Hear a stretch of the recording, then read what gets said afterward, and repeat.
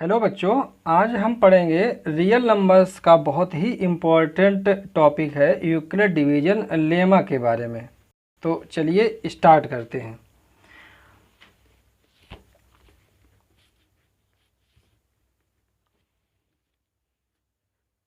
बच्चों, इसके लिए एक हम एग्जांपल लेते हैं कि अगर हम किसी भी नंबर को टू पॉजिटिव नंबर्स अगर हम लेते हैं, एक हमारे पास पॉजिटिव नंबर 12 है और दूसरा पॉजिटिव नंबर सपोज दैट 42 है। अब अगर छोटे वाले पॉजिटिव इंटीजर्स का बड़े वाले पॉजिटिव इंटीजर्स में डिवाइड करते हैं तो 12 divide by 42, then we get 12 3 जा 36 माइनस 6। तो आप बच्चों देख रहे होंगे यहाँ पे कुछ चीज़ें जो नीचे बचता है उसको हम रिमाइंडर कहते हैं, और जो जिससे डिवाइड करते हैं वो हमारा डिवाइजर होता है। जितनी बार डिवाइड करते हैं वो हमारा क्वोशिएंट होता है। जिसमें डिवाइड करते हैं वो हमारा डिवाइडेंट होता है।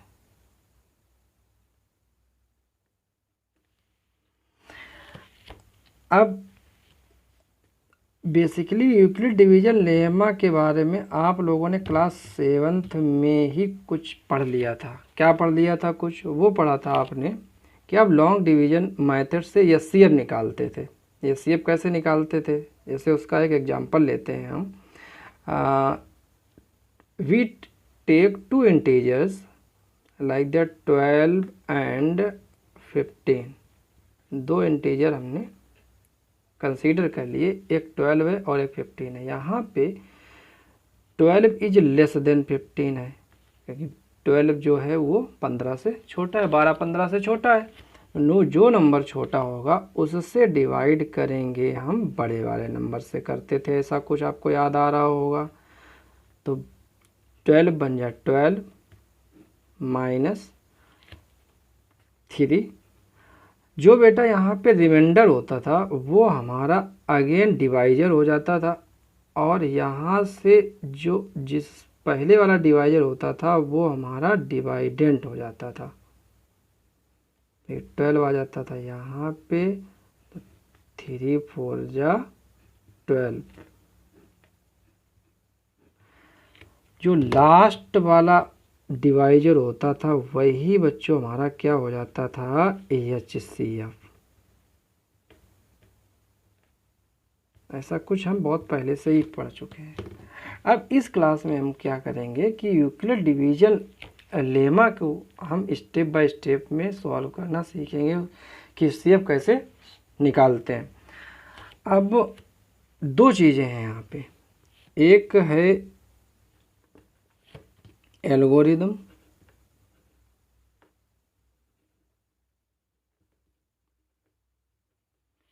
और एक है लेमा। दोनों लगभग समान होती हैं, दोनों में बहुत थोड़ा सा अंतर होता है। एक एक करके इनको हम अभी सीखते हैं। जैसे कि एल्गोरिदम जो होता है हमारा,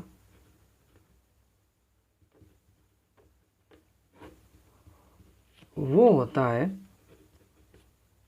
N algorithm is a series of well defined steps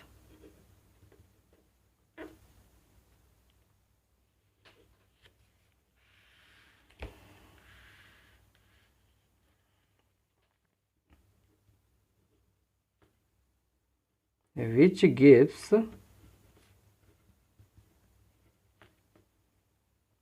a procedure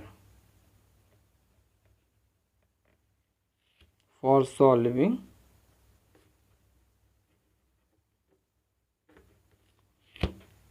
a type of problem।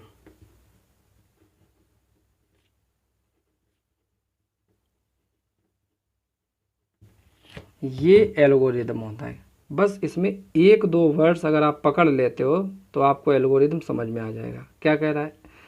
N algorithm, एक एल्गोरिदम जो होता है वो एक सीरीज होती है किसकी? Well defined steps. स्टेप्स बहुत आपको स्टेप बस यहाँ पे याद कर रखना है कि स्टेप बाय स्टेप से जो प्रोसीजर किसी भी प्रॉब्लम को सॉल्व किया जाएगा वो हमारा एल्गोरिदम होता है।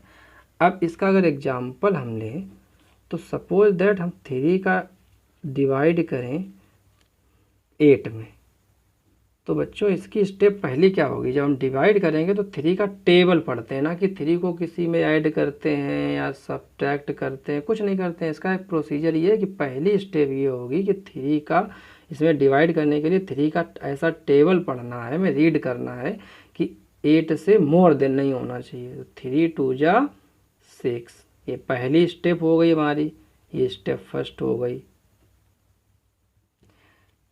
सेकेंड स्टेप क्या होती थी कि यहाँ पर जो नंबर ऊपर होता था उससे नीचे वाला नंबर सब्ट्रैक्ट करेंगे, तो ये सेकेंड स्टेप है। तो सब्ट्रैक्ट करने के बाद क्या आया? 2 आया, ये हमारी सेकेंड स्टेप हो गई। तो आपने बच्चों क्या सीखा यहाँ पे कि जो डिवाइड हो रहा है वो स्टेप बाय स्टेप सॉल्व हो रहा है। कि पहली स्टेप में डिवाइड करेंगे मल्टीप्लिकेशन में, फिर उसके बाद सब्ट्रैक्ट करते हैं तो ये यहाँ पर जो बचता है वो रिमाइंडर आएगा। तो step by step procedure solve हो रहा है।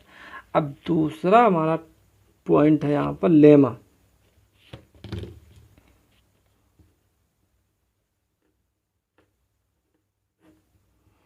लेमा क्या होता है? लेमा ये होता है it is a proven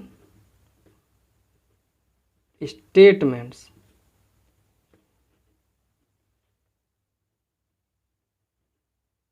used for proving another statement,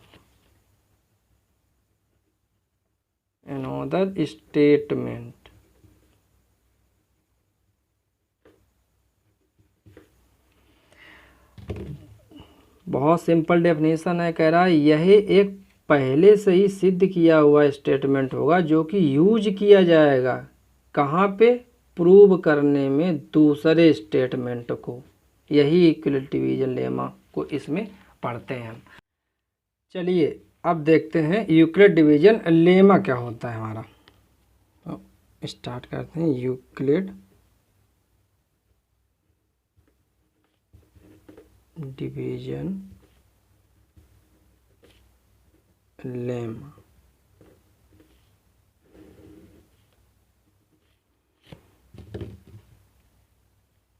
तो अगर दो इंटीजर हैं, if A and B two integers two positive integers,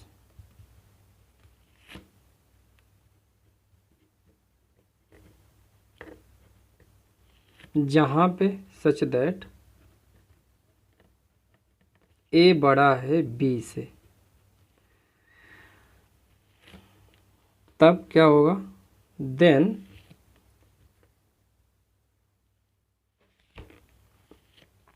जो Q है, Q and R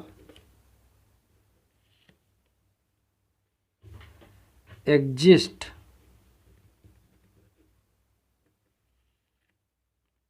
to unique integer,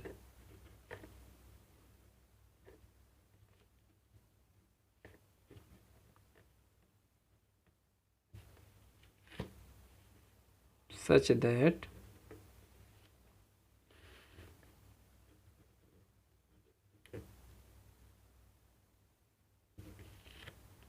A is equal to BQ plus R।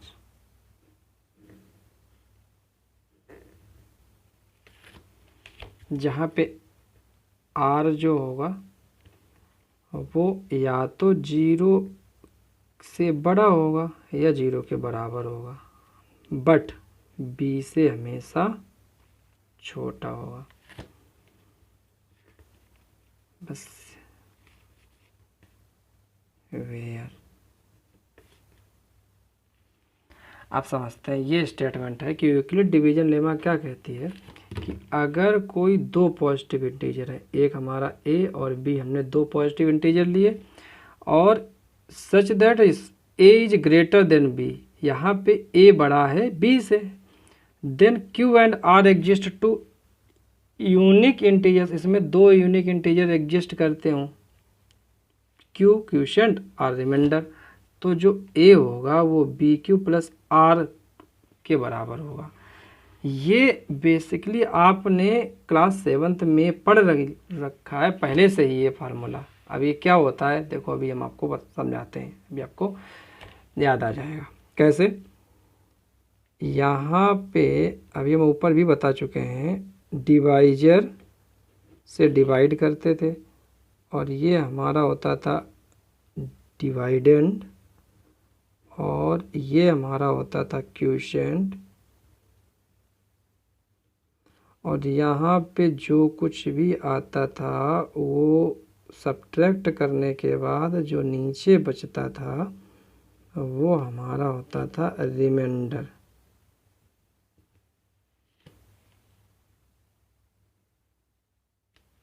याद आया? सब आप पढ़ चुके हो पहले से ही। अब ये डिवाइडेंट कैसे निकलता था, डिवाइडेंट हमारा होता था किसके बराबर, डिवाइजर इनटू क्यूशेंट और प्लस रिमाइंडर के बराबर। ये फार्मूला आप बहुत पहले पढ़ चुके हो, बस यही ये फार्मूला है। कैसे है अभी देखो, दो पॉजिटिव इंटीजर थे ए और बी, जहाँ पे ए बड़ा था बी से, तो ए जब बड़ा है बी से तो बी छोटा हुआ, तो छोटे वाले से डिवाइड करते हैं हमेशा, बड़े वाले में तो बी से डिवाइड करेंगे ए में। तो हमें क्या मिला, क्यू और आर दो यूनिक इंटीजर मिलेंगे, तो क्यू क्या मिला हमें, क्यूशेंट मिला, और यहाँ से जो कुछ मिला उसे सब्ट्रैक्ट करने के बाद नीचे क्या मिला, आर मिला। अब ये रिलेशन क्या बना, ये हमारा डिवाइडेंड जो था ए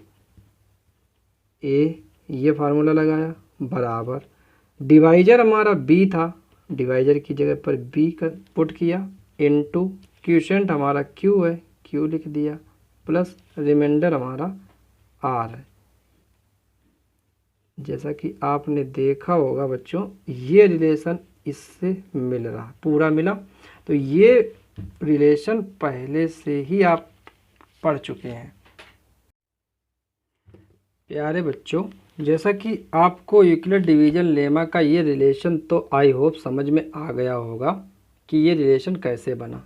अब बात करते हैं हम इस रिलेशन की, कि जो हमारा रिमाइंडर है वो रिमाइंडर हमेशा 0 से बड़ा या 0 के बराबर होगा, बट हमेशा जो डिवाइजर होगा उससे छोटा होगा। ऐसा क्यों, देखो एक एग्जांपल से भी हम आपको समझाते हैं। जैसे इस रिलेशन के लिए हमने क्या किया कि एक नंबर लिया 3 और इसका डिवाइड किया हमने 7 में, सपोज दैट, तो 3 2 जा 6, सब्ट्रैक्ट करेंगे तो 1 रिमाइंडर बचा। तो आपने क्या सीखा कि जो यहाँ पर हमारा डिवाइजर है, डिवाइजर कितना है 3 और रिमाइंडर कितना है 1, तो इसका मतलब क्या हुआ कि डिवाइजर जो है वो ग्रेटर देन है रिमाइंडर के। कंडीशन देखो, जो डिवाइजर हमारा बी था, बी डिवाइजर है, वो बड़ा है रिमाइंडर से निकला। सपोज दैट आप इसी में एक स्टेप और बढ़ाते, 3 का डिवाइड 6 में सपोज दैट आप करते, तो 3 2 जा 6, रिमाइंडर कितना आता बेटे 0। तो यहाँ पे आपने क्या सीखा कि यहाँ रिमाइंडर 0 है, यहाँ पे डिवाइजर आपका 3 है, फिर भी डिवाइजर जो है वो आपका रिमाइंडर से मोर देन है, तीसरे पॉइंट में यहाँ 6 लिया था, यहाँ 7 लिया था, एक बार 8 लेके देखते हैं। 3 डिवाइड बाई 8, 3 2 जा 6, सब्ट्रैक्ट करेंगे 2 आएगा। रिमाइंडर कितना आया हमारा? रिमाइंडर आया 2। डिवाइजर कितना है? अगेन 3, तो 3 2 से बड़ा होता है, डिवाइजर फिर भी देखो रिमाइंडर से बड़ा है। ये रिलेशन कैसे क्यों आ रहे हैं, किस बिहाफ पे आ रहे हैं? यहाँ पर ये 3 ग्रेटर देन था 1 से, इसी वजह से। यहाँ पे 3 ग्रेटर देन है 0 से, यहाँ पे 3 ग्रेटर देन है 2 से। अब आप कहोगे कि नहीं सर, एक बार 5 से लेके देखें। बेटा 5 से लेके देखोगे 3 बन जा 3, 1 टाइम जाएगा 2 आएगा, वो ये कंडीशन को फॉलो करेगा। आप एक एक्स्ट्रा लोगे 9 करोगे, 3 3 या 9 आएगा। तो आपको यही कंडीशंस मिलेंगी कि डिवाइजर उस केस में या तो रिमाइंडर 0 होगा, यहाँ पे देखो रिमाइंडर आर की वैल्यू 0 है, यही बता रहा है ये रिलेशन कि रिमाइंडर या तो 0 के बराबर होगा या 0 से बड़ा होगा, 0 से छोटा नहीं हो सकता, माइनस में कभी वैल्यू आएगी नहीं। तो आर जो है ये कंडीशन, ये आपको आई होप समझ में आ गए होंगे कि रिमाइंडर जो है वो 0 से बराबर, देखो यहाँ पे आर 1 है, यहाँ आर कितना है 1 है, यहाँ आर 0 था, यहाँ पे आर 2 है, और डिवाइजर यहाँ पे 3 है। तो रिमाइंडर जो है वो डिवाइजर से हमेशा कम आ रहा है। देखो यहाँ पर भी 3 ज़्यादा है डिवाइजर, यहाँ भी 3 ज़्यादा है 0 से, यहाँ पर भी 3 ज़्यादा है 2 से। कोई भी आप एग्जाम्पल ले लो, कोई भी एग्जाम्पल लेके आप कोई भी क्वेश्चन आप बना सकते हो, उससे आपको ये सारी चीज़ें क्लियर हो जाएंगी कि ये जो रिलेशन होता है ये इस तरीके से वर्क करता है। चलिए कुछ क्वेश्चन लगाते हैं, हम सॉल्व करेंगे यूक्लिड डिवीजन लेमा के ऊपर। ये हमने पहला क्वेश्चन लिया है एनसीईआरटी बुक का, क्वेश्चन नंबर 1 है, एक्सरसाइज 1.1 का ही। तो क्वेश्चन क्या है? Use Euclid's division algorithm to find the HCF of, ये 3 क्वेश्चंस गिवन हियर। पहला क्वेश्चन हम लोग सॉल्व करेंगे। तो यहाँ पर बेटे 2 इंटीजर्स, पॉजिटिव इंटीजर्स आपको दिख रहे हैं, तो यहाँ पर लिखेंगे सॉल्यूशन में 135 एंड 225 हियर। जैसा कि मैंने वीडियो के स्टार्टिंग में ही आपको एक एग्जांपल लेके बताया था कि जब 2 इंटीजर्स हों और उसमें से छोटा इंटीजर होता है, उस छोटे इंटीजर से बड़े वाले इंटीजर में डिवाइड करते हैं। तो यहाँ पे 135 जो है वो आपका छोटा है, स्मॉल है 225 से। तो 135 से डिवाइड करेंगे 225 में, तो 135 बन जा 135, माइनस करेंगे, यहाँ आएगा 0, 12 3 9। पहली स्टेप आपकी बनी ये। अब इस स्टेप के बिहाफ पे ये लॉन्ग डिवीजन मेथड है, बट बेटा ये इस मेथड से नहीं सॉल्व करना है, आपको बताया गया यूक्लिड डिवीजन एल्गोरिथम से इसको सॉल्व करना है। बट इसकी हेल्प से इसको कैसे सॉल्व करेंगे? देखो यहाँ पे लिखेंगे हमारा जो छोटा नंबर होता है वो क्या बन गया, ये किस पोजीशन पे है? डिवाइजर पे। तो यहाँ पे divisor is equal to 135 and बीच वाला नंबर क्या होता था बता चुके हैं, डिविडेंड इज इक्वल टू 225। अब बेटे जल्दी से बताओ यूक्लिड डिवीजन एल्गोरिथम की इक्वेशन क्या होती थी, क्या रिलेशन होता था? A is equal to B Q plus R, बस इसी को आपको याद रखना है। ए मीन्स यहाँ पर ए क्या था, यहाँ अगर ए और बी 2 नंबर हो, ए और बी से बड़ा हो, तो बी को जब डिवाइड करते थे ए में तो यहाँ पर क्यू मिलता था और यहाँ सब्ट्रैक्ट करने पर आर मिलता था। तो हमारा बी क्या है? 135। तो एक ही जगह पर पुट करेंगे 225 is equal to B Q. B कितना है? बी हमारा है 135 इंटू क्यूशेंट कितना निकला? ये क्यू होता है, ये देखो क्यू है, ये 1 है, प्लस आर रिमाइंडर, ये आर नीचे आया सब्ट्रैक्ट करने के बाद यहाँ पे 90 पहली स्टेप आ गई। एक चीज़ आपको याद रखनी है कि जब तक रिमाइंडर 0 नहीं होता है हम ये इस यूक्लिड डिवीजन एल्गोरिदम बार बार लगाते रहेंगे। अब 90 ये जो रिमाइंडर होता है ये क्या बन जाता है आपका? ये बन जाता है डिवाइजर। यहाँ पे देखो डिवाइजर बन गया, और जो डिवाइजर होता है वो नेक्स्ट स्टेप में क्या बन जाएगा? हमारा डिविडेंड।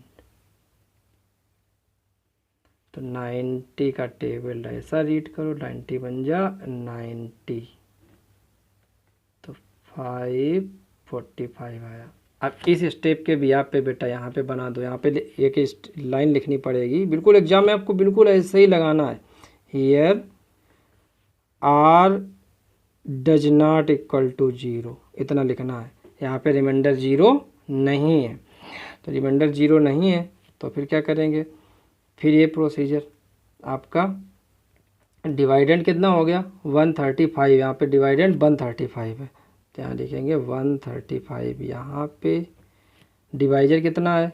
ये रिलेशन चल रहा है, ये डिवाइडेंड का काम कर रहा है ए, यहाँ पे बी 90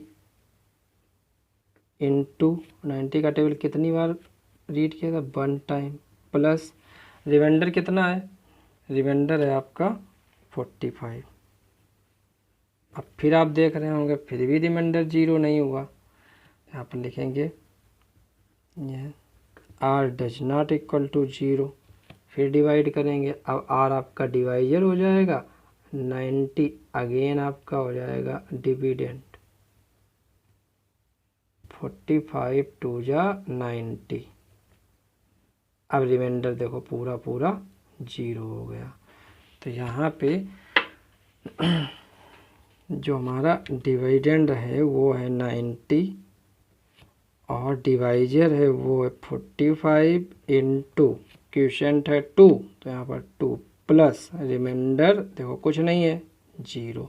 जैसे ही बेटा रिमाइंडर 0 आएगा तो लास्ट वाली स्टेप में जब रिमाइंडर 0 आ जाए तो उसका जो क्वोशिएंट होता है क्यू, जैसा कि प्रीवियस क्लास में आपने पढ़ा था, जो क्वोशिएंट लास्ट वाला बचता था, यहाँ पर क्वोशिएंट देखो लास्ट वाला है, ये जो क्लास 7th में पढ़ा था ये लास्ट वाला, तो इसका एचसीएफ क्या हो जाता था? एचसीएफ 45 हो जाता था, ये आंसर लिख देते थे।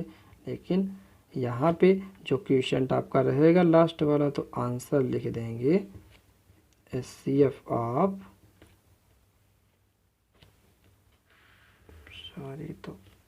एचसीएफ ऑफ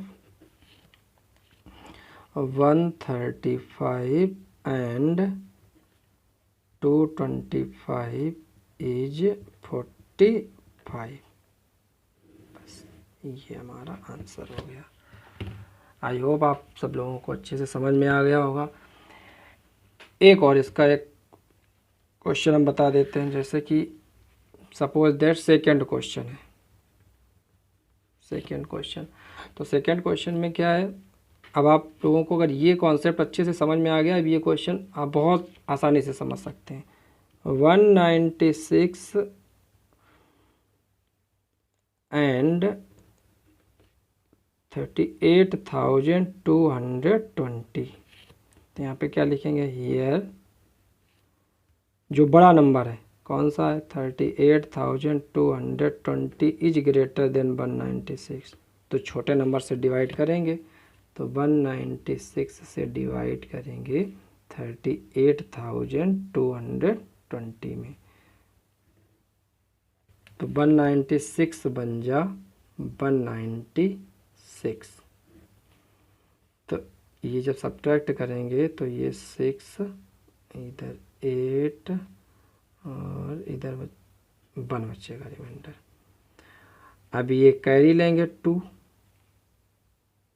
196 का टेबल ऐसा रीड करो कि लगभग 9 टाइम जाएगा, 9, तो ये आएगा 1764 सब्ट्रैक्ट करेंगे तो ये आ जाएगा आपका 8 9 कैरी 0 196 5 जा 980 तो 0 आ गया रिमाइंडर। तो एक ही बार में कट गया, तो एक ही स्टेप में इसका आंसर आ गया बेटा। देखो कैसे अब लिखेंगे कैसे इसको, तो यहाँ पे लिखेंगे डिवाइजर क्या हो गया आपका 196 और डिवाइडेंड क्या बन जाएगा जो बड़ा है 38,220। तो डिवाइडेंट आपका ये इक्वेशन यहाँ पे लिख लेंगे एक बार, a is equal to B Q plus R by यहाँ पे यूक्लिड डिवीजन लेमा। तो a आपका डिवाइडेंड 38,220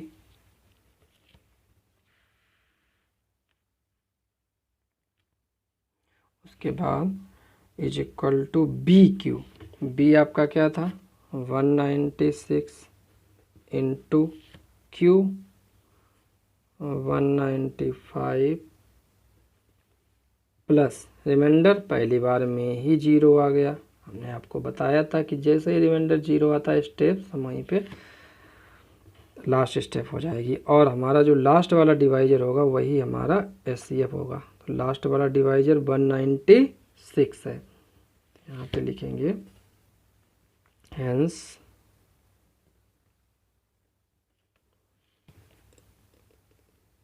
एचसीएफ ऑफ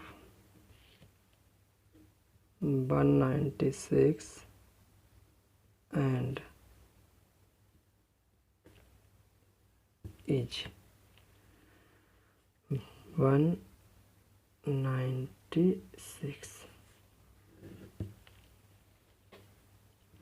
और ये हमारा आंसर हो जाएगा। आई होप आप लोगों को ये सारी चीज़ें बहुत अच्छे से क्लियर हुई होंगी। चलिए मिलते हैं फिर नेक्स्ट वीडियो में। अगर आपको मेरी ये वीडियो पसंद आई हो तो वीडियो को लाइक करें, और आप मेरे चैनल पे अगर नए हैं तो चैनल को सब्सक्राइब करें।